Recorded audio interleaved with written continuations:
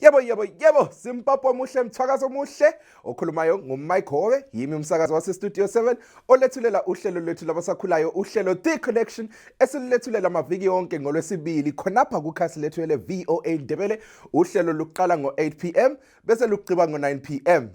Zulu kandaba ngifisa ukuthatha leli thuba ukuthi ngixoxe langowonke umuntu osilandelayo kukhasi lethu ele VOA Ndebele ongumuntu ongusakhulayo, abontanga. Ngifisa ukuthatha leli thuba ukuthi ngilinxuse ukuthi lingene kuhlelo namhla ngo-8 p.m.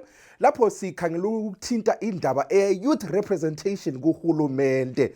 Zulu kandaba ngifisa ukuzwa kini ukuthi libona ngani ukuqakathekile na ukuthi abantu abasakhulayo abatsha babe yingxenye yabantu abaxoxisana lohulumende nxa sesixoxisana ngendaba eziphathelane ngesimo somnotho elizweni, ezombusazwe kanye lezinye inhlelo ezilakho ukuthuthukisa ontanga elizweni. Abafisa ukungena kuhlelo lilakho ukusithumezela umlayezelo ku WhatsApp kunombolo ezithi +1 2024 465 0318 ngiyaphinda njalo +1 2024 465 0318 lakho njalo ubhala inombolo zocingo khonapha kukhasi lethu ele VOA Ndebele. Mthwakazo omuhle Zimbabwe muhle asihlanganele kuhlelo The Connection ngo-8 p.m.